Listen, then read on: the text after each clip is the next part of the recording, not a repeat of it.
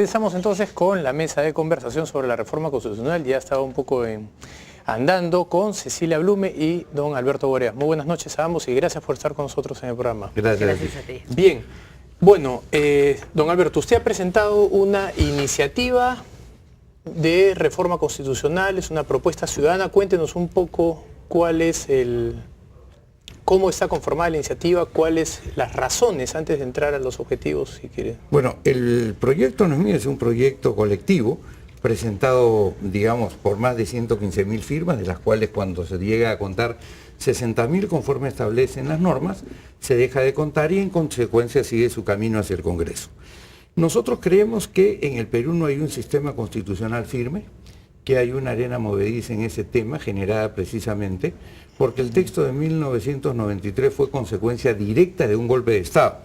No porque lo diga yo, que por cierto lo digo, sino porque lo dice el propio Tribunal Constitucional en una sentencia que hizo en el año 2004 y que señaló lo siguiente, te leo. Este tribunal ha sostenido que la Constitución del 93 fue, como se ha dicho, consecuencia del golpe de Estado del 5 de abril del 92, además de la corrupción generada por el uso arbitrario, hegemónico y pernicioso del poder, y se constituyó en un agravio del sistema democrático, pues se aprobó deformándose la voluntad de los ciudadanos. Entonces la pregunta es, si este es el origen de un texto, que es el texto básico, el texto fundamental, el texto que todos tenemos que obedecer, ¿cómo vas a obedecer tú en la democracia un texto hecho por la dictadura, además tramposamente, como también lo dice el propio Tribunal Constitucional, te leo?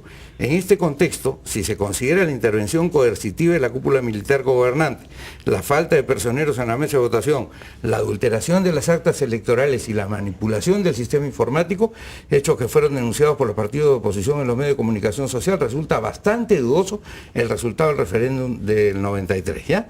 Entonces, en consecuencia, es necesario, como el propio Tribunal Constitucional dice, que se purifique este tema en algún momento, porque siempre vamos a tener en la sociedad esta discusión y este debate, porque, digamos, tú no tendrías por qué obedecer las normas de un conjunto de ladrones que viene y aquí nos ametralla y nos dice, ustedes todos los días pongan 10 soles en esta cuenta. El día de mañana los detienen, los condenan, los mandan a la cárcel, los encierran 25 años por asesino, por ladrones, por corruptos, por lo que fuere, y después tú sigues obedeciendo sus normas. Eso es lo que está pasando en el Perú. Aquí hay que pasar una discusión, no exactamente como, digamos, de alguna manera. Yo quiero felicitar al Diario El Comercio y a ustedes que han dado, digamos, cabida a este debate, a pesar de que me parece que no han comprendido exactamente la naturaleza de la discusión, ¿no es verdad? La discusión fundamental está en poner este tema en limpio, vamos a decir. Por otro lado... Disculpe, ¿puede sí. ser también que su purismo, usted mismo esté malinterpretándolo? Digamos que usted esté exagerando en ese purismo. No, no estoy exagerando, porque los hechos son los hechos. Bueno, eso es parte del debate, ¿no? No, perdón, no es parte del debate que Fujimori está condenado a 25 años de prisión, no es parte del debate que está condenado por asesino, la Constitución, no está condenado, estamos debatiendo el hecho de que tú no puedes obedecer una serie de normas hechas no solamente por él, sino por toda la secuela de secuaces que estuvieron con él y que pretenden hoy día ordenarnos qué cosa es lo que tenemos que hacer. Ha quedado muy clara su posición. Cecilia, cuéntanos cuál es tu opinión al respecto. Bueno, antes que nada quiero comenzar diciendo que todos sabemos, como bien ha dicho el doctor Borea, los orígenes de la Constitución, tanto del 79 como la del 93. Y no solamente tanto la del 79 como el 93, sino la gran mayoría de constituciones nuestras, que han sido dadas por asambleas constituyentes. Eso es así y es un hecho que el doctor Borea, que además es profesor de Derecho Constitucional, él no me enseñaba a mí, pero yo he tenido la suerte de tener a Enrique Bernales y a Pancho Iguren. Y constitucional es un tema pues que a mí me apasiona. Pero yo, más que hablar de derecho constitucional, quiero un poco refrescarle la memoria a los que nos están viendo de lo que ha pasado. Efectivamente, cuando el gobierno de transición toma el mando, luego de la salida de Fujimori, lo que hace es forma una comisión de estudio de bases de la reforma para ver qué se hacía, porque efectivamente efectivamente en ese momento nadie sabía cómo modificar la Constitución, si modificar la Constitución o no. Creo que el doctor Borea estuvo en ese grupo de prominentes constitucionalistas y allí se evalúan 3 alternativas con el doctor Paniagua: volver a la Constitución del 79, reformar totalmente la Constitución del 93 o ir a un referéndum para ver si se quería volver a la del 79 y convocar una asamblea constituyente. Eso es lo que nos deja Paniagua, estas 3 opciones hechas y evaluadas por la Comisión de Juristas donde estuvo el doctor Borea. Luego, ¿qué pasa? Cuando entra Toledo, en diciembre del 2001, recién entradito, se da la ley 27.600, que la tengo aquí, cuyo objeto es proponer un proyecto de reforma total de la Constitución tomando en cuenta la Constitución del 79. Y dice que tras su aprobación el Congreso la someterá a referéndum. Y esta ley también lo que hace es suprime en el primer artículo la firma de Alberto Fujimori en la Constitución del 93. Estos son los 2 artículos básicamente de esta ley vigente en su momento y que cumplió sus efectos.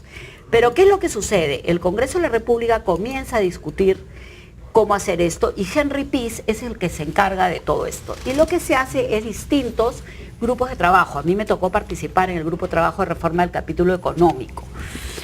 Se hacen estos grupos de trabajo, esto es con el presidente Toledo, y efectivamente se llega a cada grupo, hace un análisis y una evaluación. Y allí el Congreso, que nadie puede negar de que el Congreso de Toledo no fue un Congreso correctamente elegido, sin ningún tipo de maña, ni mucho menos, decide no modificar la Constitución del 93.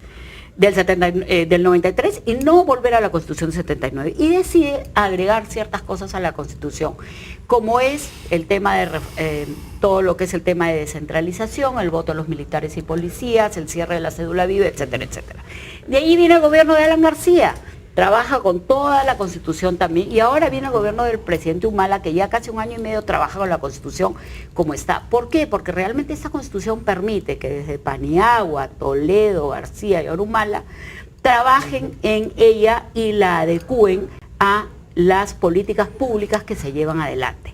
Tenemos que recordar que la Constitución del 79 fue una Constitución donde el Estado estaba por delante de los ciudadanos y el Estado era el que creaba riqueza, el Estado era el que la repartía, el Estado asignaba los recursos y el Estado estaba antes del ciudadano. Y la del 93, su gran cambio es poner al ciudadano antes que el Estado en la creación de riqueza. Entonces, digamos, esa es la historia de la Constitución. Y esta es la historia, esta ley está allí, esta ley se implementó y finalmente el Congreso de Toledo dijo no vamos a hacer nada más.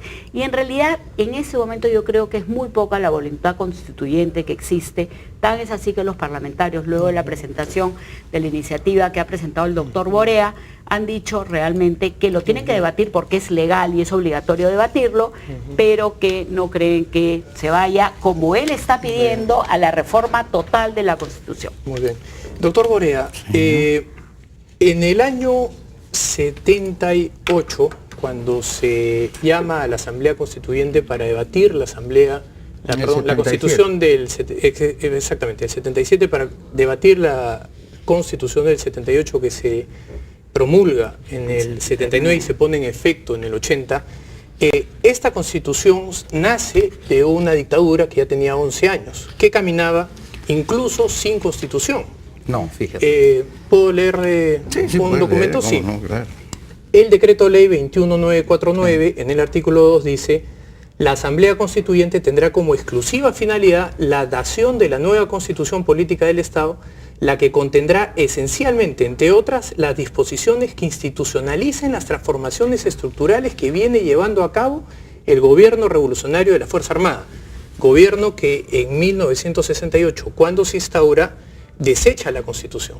Entonces, una Constitución que nace no solo en medio de una dictadura de 11 años, sino que además exprofesamente obliga a las personas que participan de esa asamblea a regirse por lo que habían hecho durante esos 11 años, no es, si es que usted llama pecaminosa la del 93, en mayor medida una constitución apócrifa. No, mire, Juan José, ahí hay un problema político básico, y el problema político básico es que mientras los militares en el año 78-79 estaban de salida, y sabían que no podían gobernar y le entregan al pueblo la posibilidad de decidir sobre su destino y el destino democrático del país, en el año 92 Fujimori utiliza el tema constitucional no para irse del poder, sino para quedarse en el poder. Y entonces dicta todas sus leyes para favorecerlo a él, y por eso lo de la reelección, por eso limita el control de poder que tiene sobre la presidencia de la República, hace que los ascensos a los generales no sean ratificados por el Congreso. Y respecto al tema que tú dices, ninguna de las cosas que quisieron los militares en 1978, cuando terminada la Asamblea Constituyente, le dirigen a la directiva de la Asamblea Constituyente, yo en ese momento era muy joven, pero era asesor del grupo parlamentario aprista, le dirigen una carta diciéndole qué tenían que poner y qué no tenían que poner, parece. Luis Alberto Sánchez, Ernesto Alaiza Grundy, no te estoy hablando de Joyguay, no te estoy hablando de Axalón, no, te estoy hablando de próceres de la patria. Simplemente cerrada la carta se la devuelven y le dicen, señor, usted no tiene nada que ver en este tema. A diferencia de lo que sucede en el 93, donde no sé, tú eres bien muchacho, pero creo que ya te das cuenta. No, mi abuelo de fue que constituyente. No me refiero a la Constitución del 79. Me refiero en el 93, ¿no es verdad? No, imagínese, cuando estaba sí, pero de todas maneras, bueno, pues entonces has hecho pacto con Dorian Gray. Pero lo que te quiero decir, es lo siguiente. En ese momento, ¿no es verdad? Tú te recordarás que se paraban unos tipos temblorosos en el Congreso y leían unos discursos que les habían hecho. ¿Esas no son interpretaciones? No, eso tú no lo son puedes ver. opiniones personales, eso lo que puedes si ver tú. No, tal persona temblaba a la hora de hablar o no. Déjame terminar así como ha dejado a Cecilia con toda, ¿ya? Efectivamente no, eso lo hemos visto y puedes revisar los Vladivideos. Y en todo caso eran discursos que les venían dictados de lo que después se descubrió, la escuelita del zinc. Ahora déjame decir dos cosas respecto al tema de lo que ha planteado Cecilia.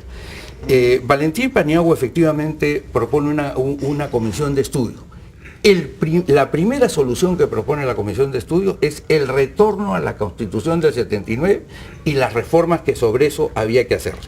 Y Paniagua, en un ensayo que escribe en el año 2005 para un trabajo de la Fundación Adenauer, dice: yo me equivoqué, me faltó coraje para decretar la nulidad de la Constitución de Fujimori.